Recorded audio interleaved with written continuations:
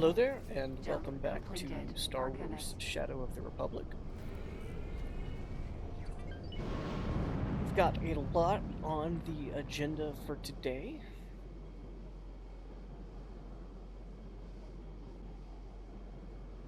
Although, I don't actually remember what this first clip is about.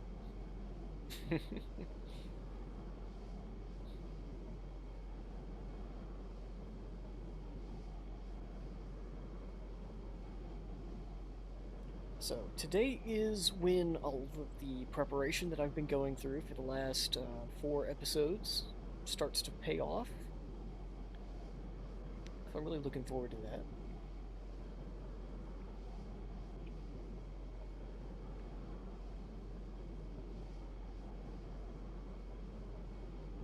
One thing I'm curious about is whether or not I have fixed the audio issues that everybody was talking about in the last couple of episodes. I had actually already done it in the last episode if I fixed it. I just wanted feedback on that. So I thought I'd bring it up. I do remember what I'm doing now. Alright, so the goal for this particular clip is I am taking this builder vessel for 2 reasons. One, obviously, I need to build things. Building a lot of stations, and while 150,000 credits pop is not a lot, frankly, it's practically nothing. Still, of course, better to not have to pay it. And 2, it is the best way to level up your crew in the entire game. If you want just pilots, it can be less micromanagement, and you'll get more volume if you trade with them, like assign them as station traders, or use piloted fighters, S-size ships in large squadrons. Keep an eye on sensors. But just for sheer getting one pilot, or, well, just getting one crew member up to 5 stars as quickly as possible, building vessels are the way to do it. It's something about the way that the game calculates that and station construction, giving it checks every so often compared to regular combat or trade, giving those checks far less often. Contact. So, as you can see, I get 69 Marines in versus 53 defending crew. So I am very confident that that's going to go well. At this point, I'm going to go ahead and fly over to the Redemption and fly off. Because, of course, it is almost tradition at this point to start every episode by forcefully stealing someone else's ship, right? Successfully docked. Why pay for what you can take for free?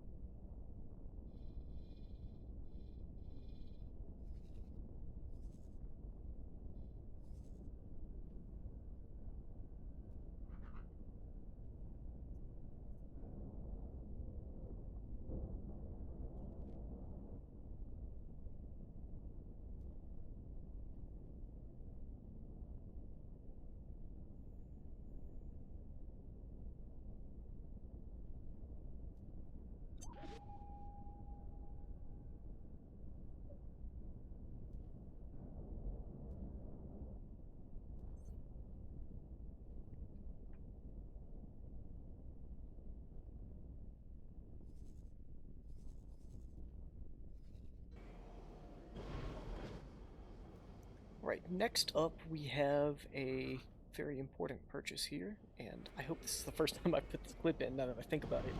But fleet tenders, the most important ship type in the entire game, if you ask me. Because without them, you just don't have any underway replenishment whatsoever. While yes, crew members and repair drones can repair your ships, it just does not compare favorably, anyway, to just 100% free repair anywhere you can move Fleet Tender for. Same with player-owned equipment docks and shipyards.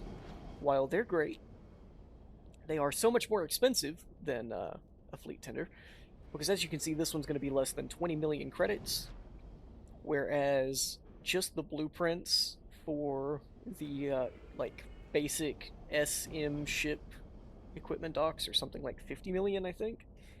So ridiculous price disparity there.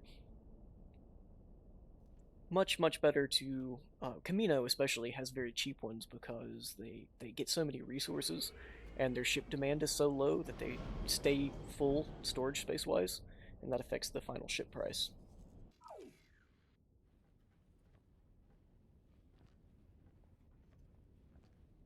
Hello. All right, and here what we're doing is checking for bounty hunter quests again.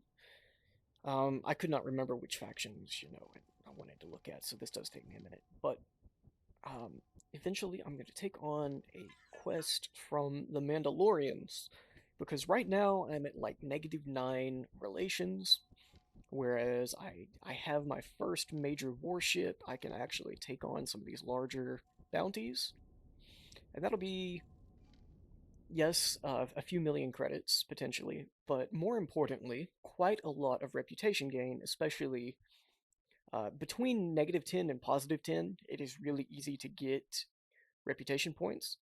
Oops. Um. Hmm.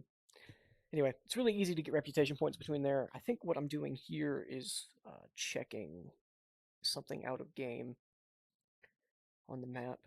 But it's really easy to get reputation points between -10 and +10 because they're on an exponential scale. And so, like, between those two is probably as much of however they track that reputation wise as it is between like 25 and 26, or -25 and -26. It's very easy. And it is especially easy if you do take one of these major hard marked quests. So I'm taking a look at this list.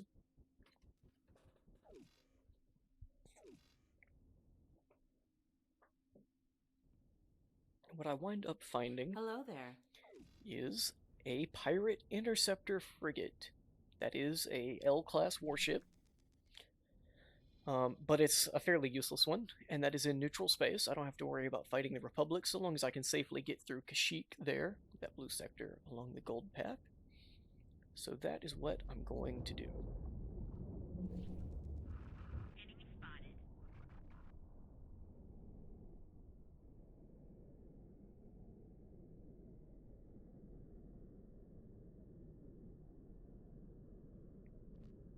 So this is the Defiance, as you can see, which is our Nova. And there is the pirate fleet. Interceptor frigate. Wait, that's not allowed.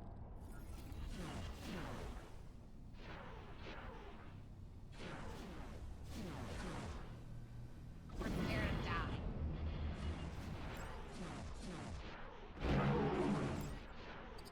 Incoming missile. Danger. And as you can see, even though we are the same size class warship and they outnumber me like 4 to 1, I am just absolutely shredding this ship. Their shields are already down before I take even like 20% shield loss. Of course, I think part of that is just how much I outrange the ship's weapons by. But the Nova is a very good ship, Danger. especially in the hands of the player.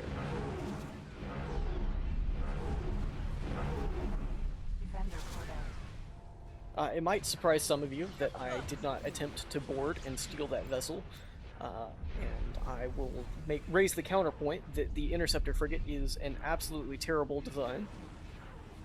It is based on the medium-sized freighter, the Action 4, I believe.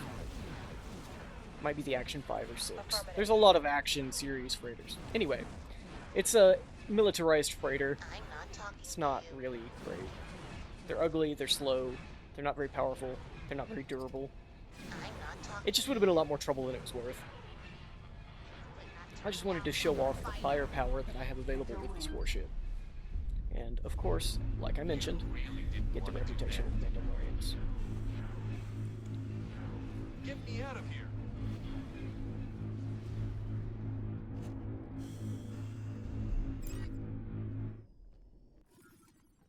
And there you go. They didn't even get the shields down. Absolutely destroyed. 22. And of course, because this is a mounting quest, I've got to go personally turn that in. Although I do set the Defiance to attack this weak way here on the way out, because, and this is a bit of a spoiler alert, the more L-class pirate vessels you take out, the more likely it seems to be, anyway. This may not actually be how the job system works. I'm not sure for sure, you know. But it seems to me the more of those L-class pirate ships I take out, the more likely they are to build another one.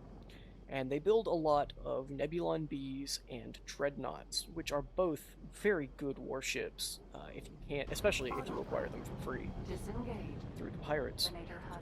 So, I like to take down as many of the interceptor frigates, the weak ways, all the other pirate fleets as possible. That way I feel, anyway, at least, that it makes it more likely. I could be wrong. Maybe it's just in my head. But you know, Obi-Wan hates pirates that aren't Hondo Anaka. So, might as well take them out.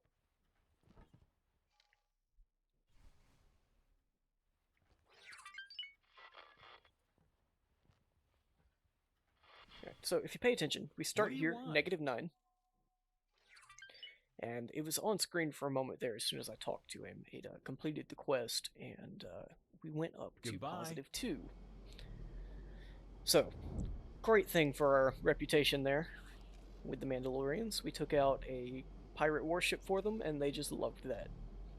We are now officially in their good books, and it will not take very much more. I think I'm probably going to end up doing it off-screen, though I could be wrong. I want to get up to +10 with them to take on some of their quests against the Empire and the New Republic, which, again, for the purposes of this series, is just an extension of the Empire. So that I can get paid to take on Imperial targets. Now, what you're seeing me do here is I had turned a couple of the solar flowers in or near sectors with Rhydonium into Rhydonium refineries. That way, if we had extra energy cells, we didn't just have to waste them, we could convert them into Rhydonium cores, make some extra money and relations. Unfortunately, I accidentally put 2 container storage modules on them instead of a container storage, and a solid storage. So I had to go in, fix that right quick. And I didn't want to show it twice, so I figured I would just show me fixing it to show off the change to the stations that we had talked about in the last video.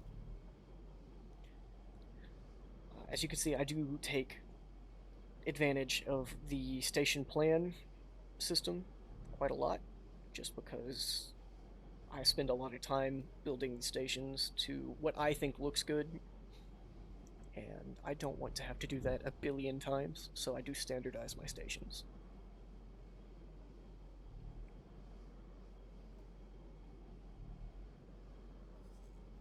If you take a look on the left there, you can see all of the stations I've built out so far.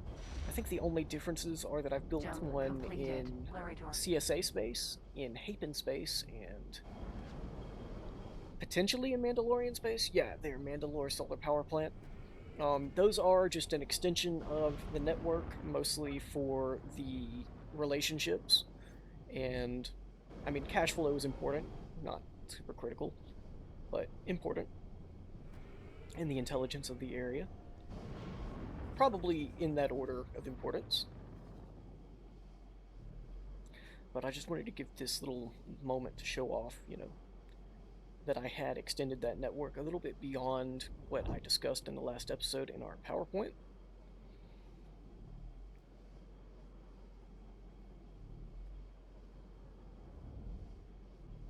and I am assigning some escorts to our fleet tender because critical assets like that don't need to go undefended.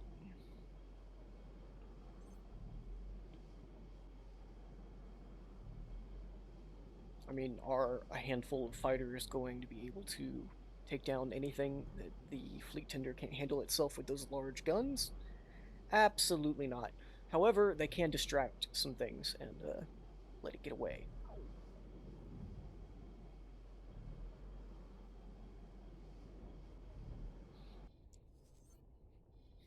So, what I just built there is a station for a quest I took on, and what I'm putting together now is a durasteel foundry. Basically, like I said, gonna spend a little bit of time here making this look as pretty as possible, or at least according to my own design philosophy. And I do reference, oh lord, I forget what it's called, but the X4 station design calculator, the one that has been modified for the Star Wars Interworlds modules and wares. I don't actually know that they've edited the numbers at all on them, instead of just changing what the wares are called. But I figure it's better to use the one that is dedicated to this mod, just in case.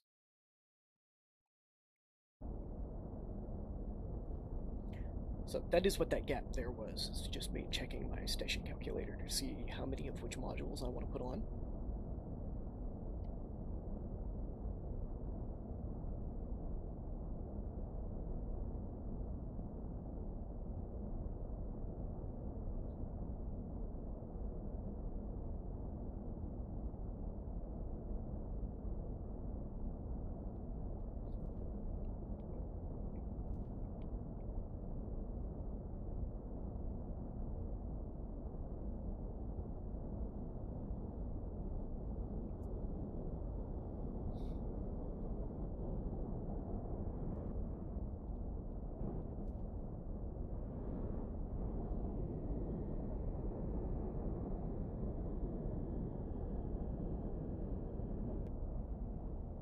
So it does take me a minute to figure out just kind of what I want to do with this.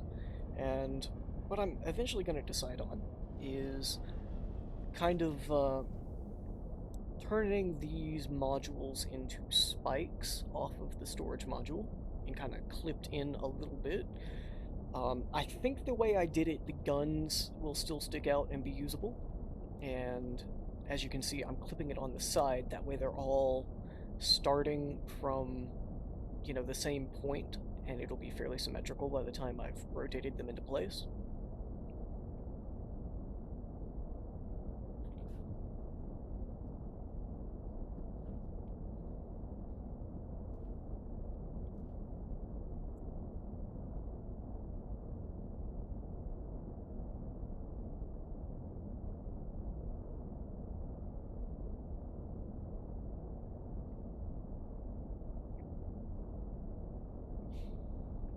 Now, the way that this ties in to my long-term plans economically is that I'm planning, vaguely, to put a wharf, at least, in, I think it's pronounced Uyter, Uyter, the sector adjacent to where we just took on that interceptor frigate.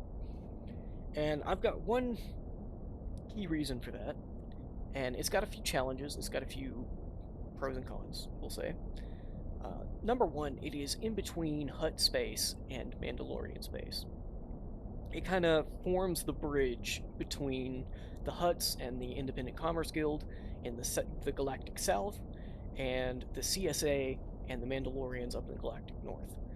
There are ways to go around and bypass it, but instead of going through 3 sectors, you wind up going through like 12. Adds a lot to the journey to go around, and the reason you would want to go around is not just the pirates there in that sector and the one next door, but also the Imperial presence in the Kashyyyk sector. Now, that is something that I intend to address later once I have some more powerful capital ships.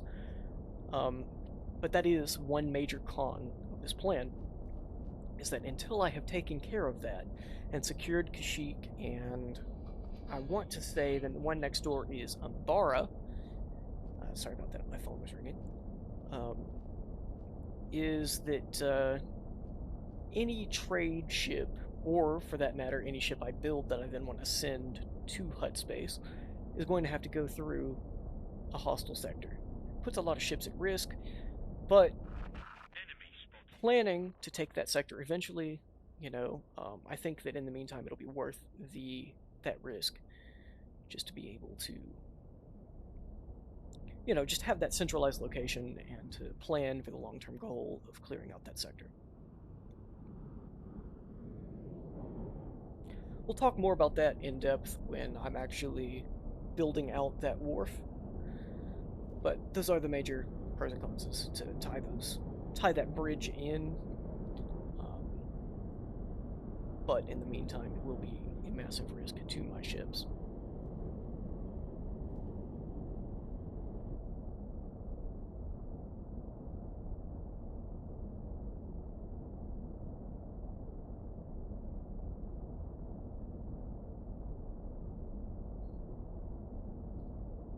I am currently looking at this, not as in currently, but at the time of this clip, I was looking at this thinking this looked absolutely ridiculous.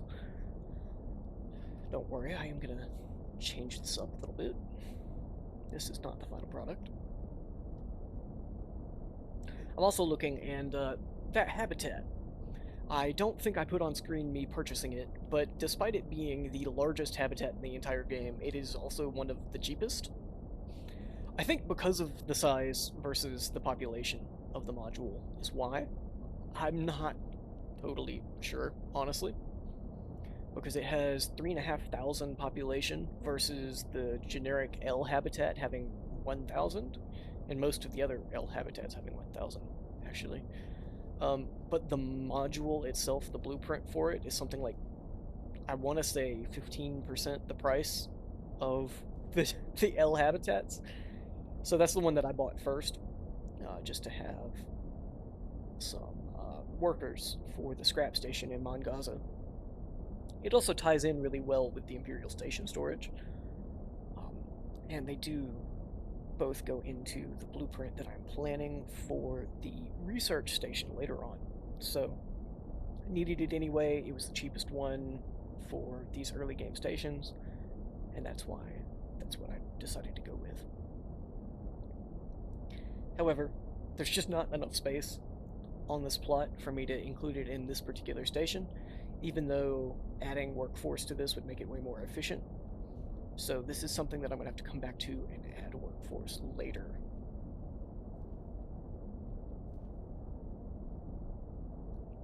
For now, I'm just going to build... I believe in the end I'm going to wind up putting on 8 of the durasteel modules and 4 refined metals production modules. Lawnmower went right by my window. If any of that didn't get cut out, I apologize. It should be, though. Totally lost track of what I was saying, though.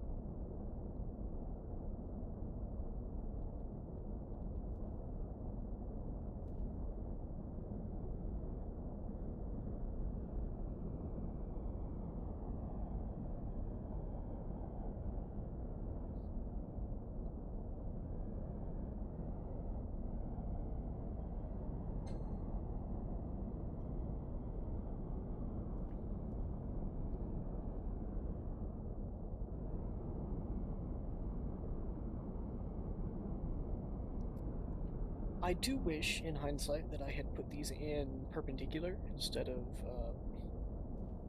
as in rotated them the way that I did the others and then 90 degrees the other way, to have them be pointed in the same direction. And I don't think that's what I wind up doing. I think I just leave it like this. But, not worth worrying about, honestly.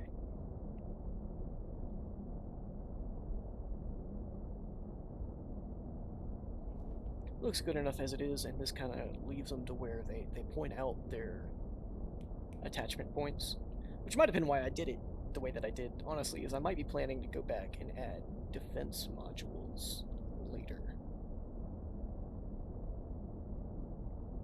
Which is a good idea if I haven't done it yet. I'll have to check when I go to record the next episode, but I'm actually coming up towards the end of my pre-recorded footage, now that I mention it.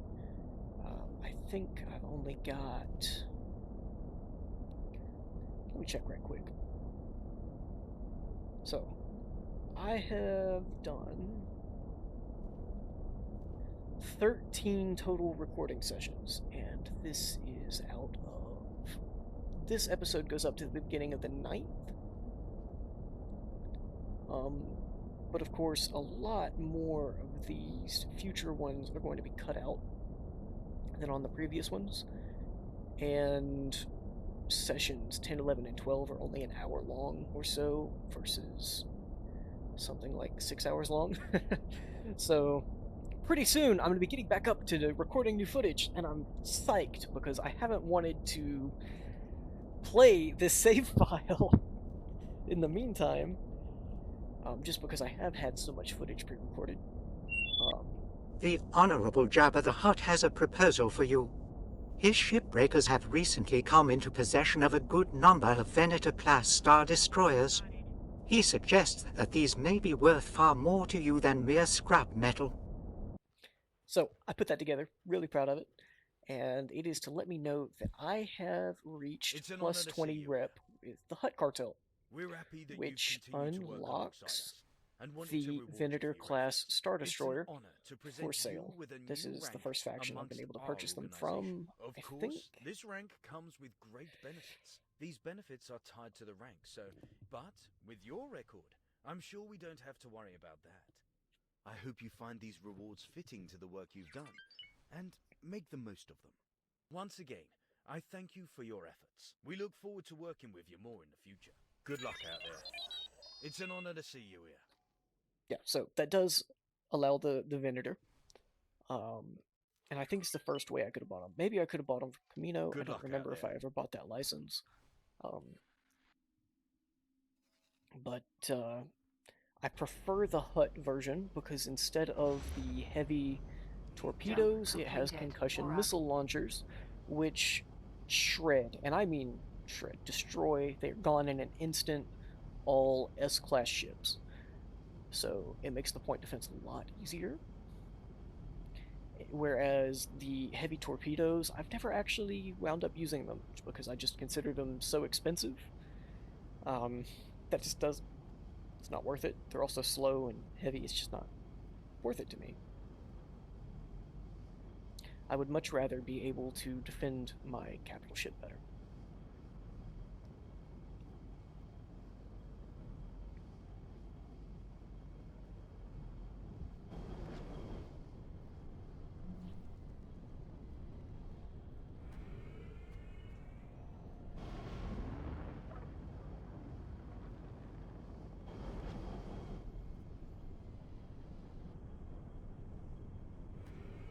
So what I am doing here, just to be clear, I cannot afford to go ahead and equip this out the way that it deserves to be. So I'm giving it a fairly minimal outfit.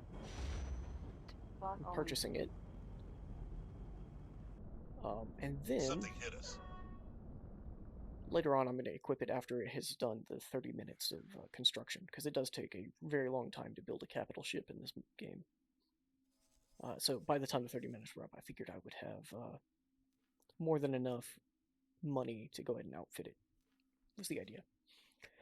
This is something I wanted to put in and show off because it kind of explains and answers some comments that I've received, and it also explains why I rushed warships as quickly as I did. Yes, I absolutely still get the precision strikes or whatever they're called in the mod, where hostile factions will send capital ships after you. This one is a Kontos. It is an L-class ship from the Imperial Ascendancy. They come through Milagro and goes Milagro, Mangaza, whatever that other one is, and they attack my stuff all the time, which is why I rushed the capital ships so early, is so that I didn't have to spend a bunch of resources putting, um, defense modules on every station, um, but it could instead,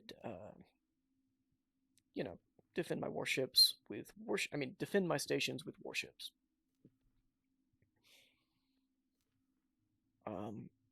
If I was hostile to the rebellion, which again, if you don't remember from earlier episodes, I'm not. I'm allied with them. The New Republic would be sending the rebellion after me quite often, and they would be going with heavier ships like the Home One. Affirmative. Fortunately, like I said, allied with them, so I don't have to worry about that XL-sized carrier coming and destroying everything I've ever built. The Ascendancy seems to only really send these L-class ships, at least so far. Jump completed. But I have such an easy time taking them out that, as you can see, I don't even watch this fight all the way through. I just send the Defiance in. I don't even manually send it in. It's on reaction force setting in this sector. It sends itself in and is able to take it out.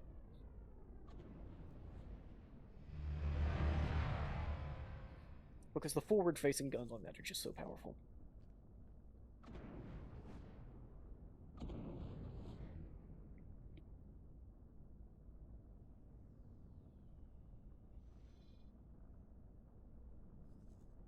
But no, I have not disabled the precision strikes, and that is why I spent so much time early game setting up capital ships and rushing into that as quickly as I could. Because if I hadn't, I would have lost those stations very quickly with no defensive modules put on them. But especially early on, I could not afford the blueprints for the modules or the weapons on them. So I wanted to get those warships to defend them.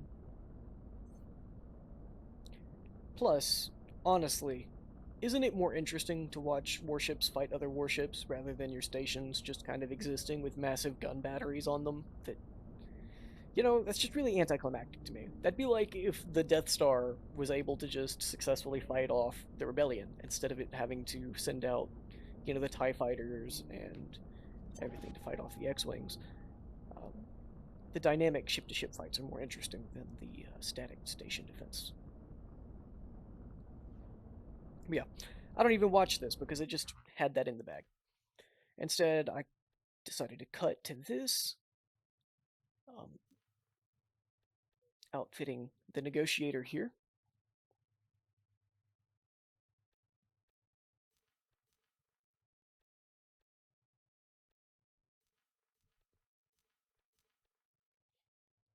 Because this is going to be the focus of probably the next few episodes of the campaign, is utilizing the Negotiator.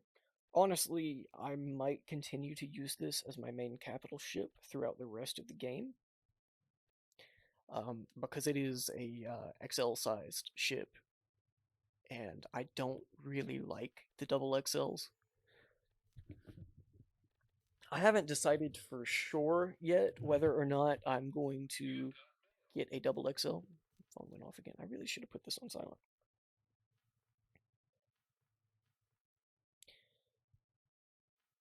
I have not decided for sure yet whether or not I'll be constructing and using any double XL capital ships. I'm leaning towards no, just because I want to have to put some strategy into my final campaign goal of taking down the Executor. And if I have a Super Star Destroyer or equivalent of my own, it just won't be necessary to put any strategy into that. So I'm leaning towards no. Although, if I do decide to extend the campaign beyond taking down the Executor, I may decide to go ahead and purchase or build a double XL, just to help with the cleanup of all of the Imperial stations. Because you can take down hostile stations with an XL, but it's a lot more risky and slower than if you just pull up in a double XL.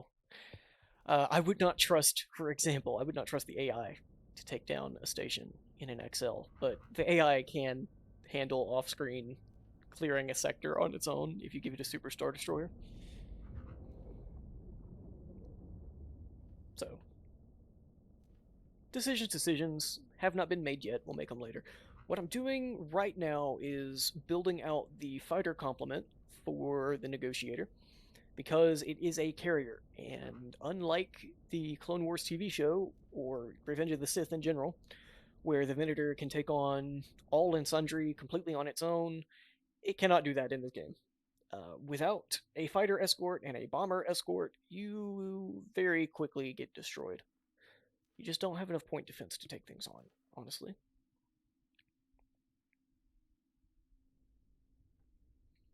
So, we have our Negotiator fleet. I threw my bomber squadron on attack with Commander, I believe, and my Vulture droids on intercept, and then that Belbalab I just had dock with the ship. And this is a separate battle, by the way. This is not the same one from earlier continued. This is an entirely different battle. They just keep throwing capital ships at me. So, wanted to show that off. I'm absolutely getting these deep strikes all the time. I'm just using the acclimators and the Defiance to fight them off fairly regularly.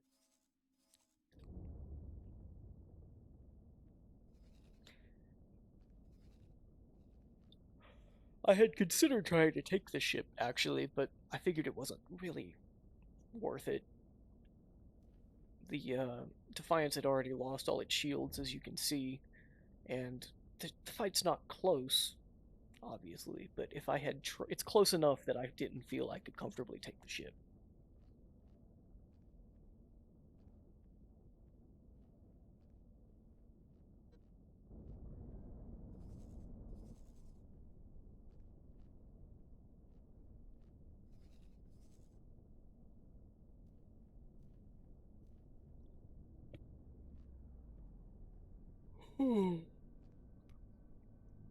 I am planning in the next episode, it'll probably even be the title of the episode or the subtitle, whatever, to strike back pretty hard at the Imperial factions. I'm really looking forward to getting into the actual strategic combat. Jump completed. Landing. Instead of, just kind of struggling and doing economy all the time, I want to actually get into using it. And this is me using the fleet tutor to repair that ship for free. I'll take a minute to show off the Negotiator in all her glory. This clip is from a time jump ahead. I realized I did not take any pretty video of the Negotiator until later on in the campaign, so I did go ahead and steal this clip. Thank you guys for watching. Hope you've enjoyed, and I will see you in the next one.